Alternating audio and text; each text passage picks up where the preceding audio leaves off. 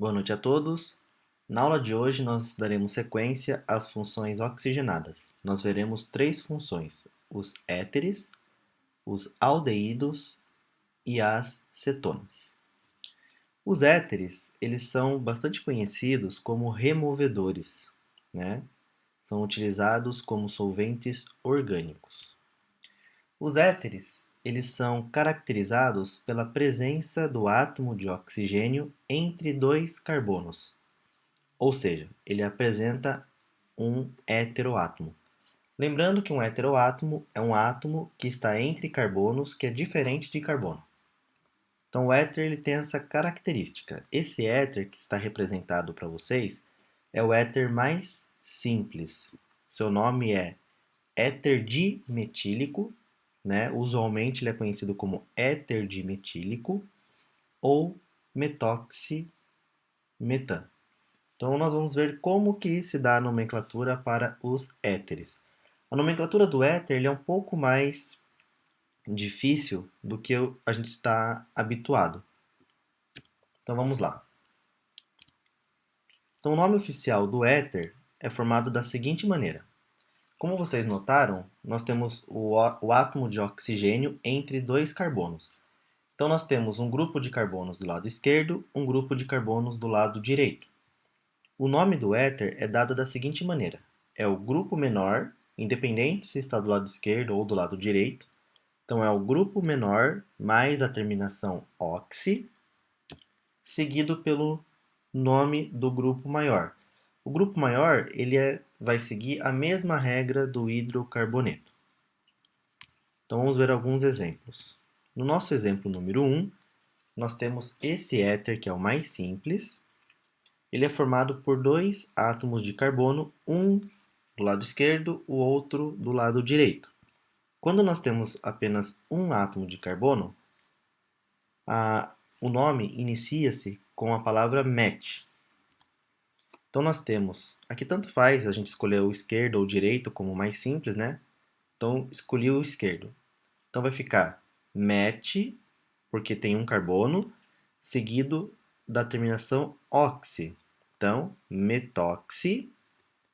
E na sequência nós damos o nome desse grupinho aqui como se fosse um hidrocarboneto, metano. Então fica metoximetano ou simplesmente éter dimetílico. Essa nomenclatura ela é usual, tá? A oficial é o metoximetano, mas usualmente é conhecido como éter dimetílico. Vamos para o nosso exemplo de número 2. Nesse caso, nesse exemplo 2, o grupo da esquerda ele é menor do que o grupinho da direita. Então, o nome desse éter vai ser metoxi. E do lado direito, nós temos um grupinho com dois carbonos. Quando é dois carbonos, é et. Então, metoxietano, como se fosse um hidrocarboneto. Ou éter etílico metílico. Observe que essa nomenclatura ela lembra bastante aquela nomenclatura de álcoois, né? O etanol, por exemplo, ele é chamado de álcool etílico.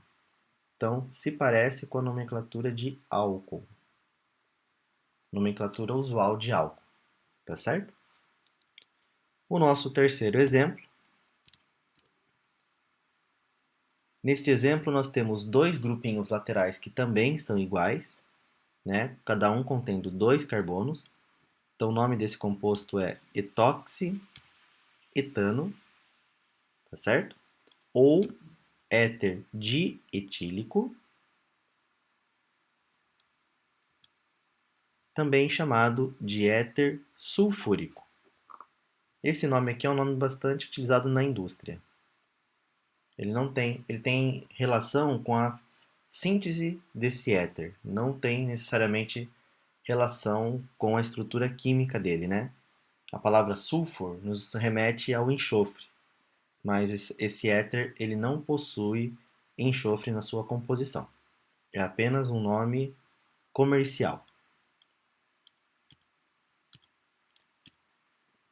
No nosso quarto exemplo, nós temos um éter que possui um anel benzênico. O grupo menor é um grupo formado por apenas um carbono, então é o metóxibenzeno, né? O nome desse anel é anel benzênico, ou simplesmente benzeno. Também chamado de éter fenílico. Lembra-se que o benzeno, quando ele é um radical, a gente chama ele de fenil, né? Então, éter fenílico metílico. Nesse caso também está sendo usada a ordem alfabética, assim como também foi usado nos outros exemplos, para nomear a sequência dos grupinhos que aparecem aí nesse éter, tá? Esse éter, ele também é chamado de anisol. No caso, o anisol é o nome comercial desse éter, que é o metoxibenzeno. O anisol, ele é um líquido incolor e esses éteres, eles normalmente têm um cheiro bastante agradável. Vários éteres têm um cheiro bastante agradável. E o éter é aquela substância que normalmente a gente vê nos filmes que as pessoas usam para anestesiar, né, as pessoas ou até mesmo apagar a pessoa. E no nosso quinto exemplo, nós temos outro éter que também possui um anel aromático. Nesse caso, o grupo menor é formado por dois carbonos, é o etoxibenzeno, ou simplesmente éter etílico. Nesse caso, o etílico vem primeiro, né, por ordem alfabética, fenílico, tá certo? Nosso segundo grupinho que nós vamos estudar também hoje são os aldeídos. Os aldeídos são bastante conhecidos pelos biólogos, principalmente pela conservação, né, de animais mortos. Então nós temos aqui o grupo funcional que caracteriza o aldeído. O aldeído ele é caracterizado pela presença do grupo que nós chamamos de carbonila, que é esse grupinho que está destacado em azul, é o C-O, num carbono terminal. Ou seja, nos aldeídos, o C-O sempre vai aparecer no final da cadeia. A gente chama de carbono terminal, né? A carbonila vai estar sempre no carbono terminal. Então, esse carbono sempre vai ser considerado o carbono 1, o carbono que está com a carbonila. Então, ele é classificado como sendo um carbono primário. Como se dá a nomenclatura dos aldeídos? A nomenclatura dos aldeídos segue basicamente a mesma estrutura que nós utilizamos para dar nomes para álcoois. A diferença é que ao invés de terminar em ol, vai terminar em al. Então, é sempre o nome do hidrocarboneto seguido pela terminação al, né? Então, é o prefixo mais o intermediário mais a terminação al. E se aparecer alguma ramificação, essa ramificação vai aparecer antes do nome da cadeia principal, como se fosse no hidrocarboneto que a gente já estudou. Então vamos pegar alguns exemplos. Então no nosso primeiro exemplo, nós temos o aldeído mais simples, que é formado por apenas um átomo de carbono. Esse aldeído, ele é chamado de metanal. Então é met, porque tem apenas um carbono, an, porque entre carbonos, né, só tem um carbono, então não há possibilidade de ter ligação dupla entre carbono, e termina em al, que é a característica do aldeído. Então metanal, também chamado de formol. O fato de ele se chamar formol, eu não sei se eu expliquei isso quando eu falei a respeito dos álcoois, mas vários compostos que apresentam apenas um carbono, eles recebem essa nomenclatura de form, por causa do ácido fórmico, que também é formado por apenas um átomo de carbono. Nós vamos falar dos ácidos carboxílicos na sequência. Então, esse ácido ele é encontrado na formiga e recebeu o nome de ácido fórmico. Por esse motivo, vários compostos que possuem apenas um átomo de carbono também carregam esse prefixo form na nomenclatura. Apesar de terminar em -ol, ele não é um álcool. Então, não confundir formol com álcool. O formol ele é um aldeído, tá? Nosso segundo exemplo, nós temos aí um aldeído com dois átomos de carbono. Dois átomos de carbono é et. A ligação entre os carbonos é simples, então -an, e é um aldeído, termina com -al. Etanal é o nome deste aldeído. Também chamado de acetaldeído, que vocês devem ter estudado também em algum momento em bioquímica, né? O acetaldeído, ele é um aldeído formado, se não me engano, no fígado pela degradação do etanol. E é inclusive uma das substâncias perigosas aí que se forma quando a pessoa ingere bastante álcool. Nosso terceiro exemplo, nós temos um aldeído com 3 átomos de carbono.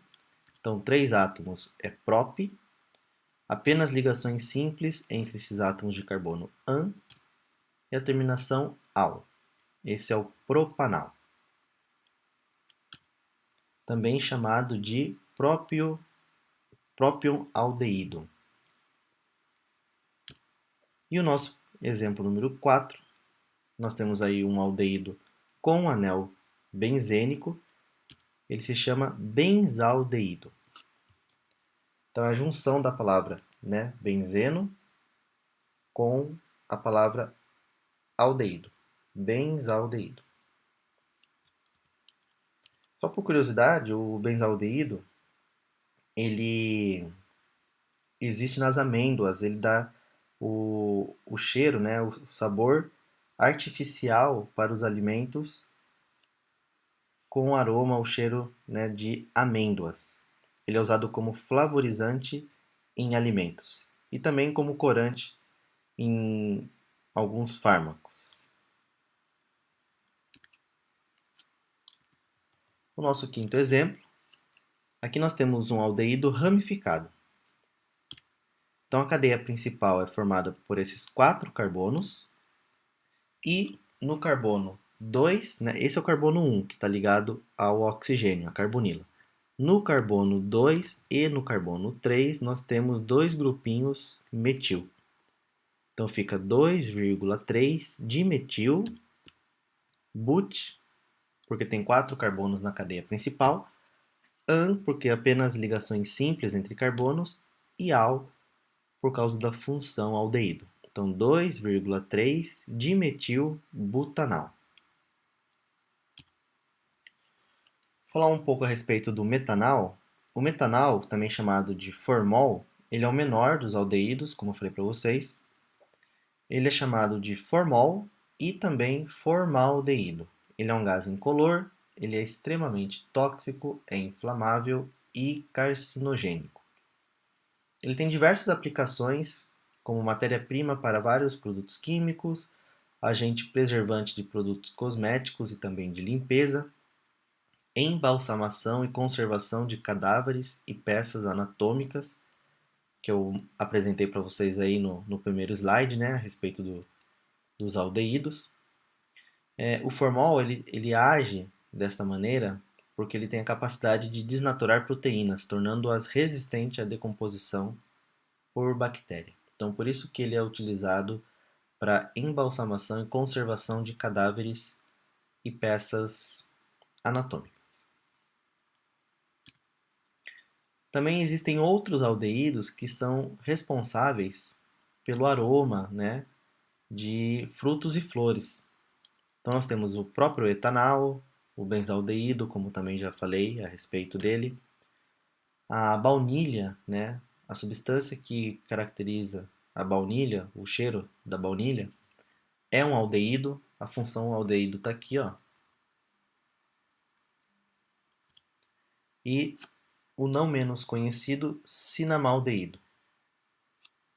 O cinamaldeído, ele está presente na canela. Inclusive, existem algumas aulas de prática, né, que a gente consegue fazer a extração do cinamaldeído por um método chamado de arrasto de vapor. E por fim, nossa terceira função oxigenada da noite, a cetona. A cetona, né, não a cetona. A cetona é um produto comercial que é a nossa cetona principal, que é a propanona. As cetonas, elas são caracterizadas também, assim como os aldeídos, pela presença do grupo carbonila. Só que essa carbonila, ela vai estar entre outros dois carbonos, né? Então, diferente do carbono dos aldeídos, que a carbonila está sempre no carbono terminal, nas cetonas ele vai estar como um carbono secundário, sempre terá dois carbonos ligados à carbonila. Então, esse carbono da carbonila, neste caso, ele é secundário. A nomenclatura das cetonas é bem simples também, se parece muito com a nomenclatura dos aldeídos e dos álcoois. Então, nós temos o nome do hidrocarboneto, seguido pela terminação "ona". Então, nós temos o prefixo, o intermediário, mais a terminação "ona", e se for necessário aparecer uma ramificação, essa ramificação ela aparece antes da cadeia, do nome da cadeia principal. Então, nosso primeiro exemplo já é a nossa cetona mais importante. Então, 3 carbonos é prop, apenas ligações simples entre carbonos é an, e por se tratar de uma cetona, ela vai terminar com ona. Então, é a propanona, também chamada de acetona, que é utilizado para remover esmalte de unha. Nosso segundo exemplo, nós temos a butanona, né? But, porque tem 4 carbonos, an, porque apresenta apenas ligações simples entre carbonos, e a terminação ona, né? Butanona. Observe que a cetona mais simples é a de 3 carbonos, né? Não é possível ter uma cetona de 2 carbonos. A butanona, ela também é chamada de metil-etil-cetona. Essa nomenclatura é uma nomenclatura usual, né? Nós temos aqui o grupo metil e o grupo etil. Então é chamado de metil-etil-cetona. Então a carbonila é considerada como se fosse o grupo funcional aqui. Então metil-etil-cetona. Assim como a propanona também pode ser chamada de dimetilcetona, mas essa nomenclatura não é muito utilizada para ela. Nosso terceiro exemplo, nós temos uma cetona com 5 carbonos, então é a pentanona, né? Nesse caso, importante destacar, é necessário indicar em qual carbono está o nosso grupo funcional. Então, é a pentan 2-ona. Porque se esse grupo funcional tivesse nesse carbono, seria pentan 3-ona. Então, a partir de 5 carbonos, é necessário indicar em qual carbono está o grupo funcional. A nomenclatura antiga apresentava o 2 antes do nome da cadeia principal. A nomenclatura mais recente coloca o 2 no meio do nome. Eu só coloquei esse segundo exemplo aqui porque de repente vocês podem consultar algum tipo de livro que ainda não tenha feito essa mudança. Então vocês podem encontrar isso também. Ó, nosso quarto exemplo é a pentan 3-ona ou 3-pentanona, né? Lembrando que essa nomenclatura ela é antiga. Essa é a mais recente. Então, a nossa acetona mais importante, que é a propanona, ela é chamada de acetona, né? É um líquido incolor e de odor bastante característico, ela tem um cheiro forte, ela evapora facilmente, é inflamável e solúvel em água. Essa informação aqui ela é bastante importante. Acetonas, assim como os aldeídos, as moléculas pequenas, com 2, 3, 4 carbonos, elas são bastante solúveis em água, né? Porque elas são moléculas polares.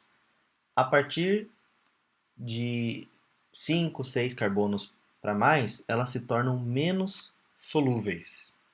E da molécula começa a ter uma característica apolar mais acentuada. Então, a acetona, né, a propanona, ela tem diversas aplicações, como solventes de esmalte, que é o mais utilizado, né, o mais conhecido, tintas, vernizes, extração de óleos e também na fabricação de fármacos. Ela também possui emprego na indústria como produto inicial de sínteses químicas, em especial na indústria farmacêutica. Então, a aula de hoje é sobre essas três funções. Na próxima aula, a gente verá as funções ácido carboxílico e éster. Uma boa noite a todos.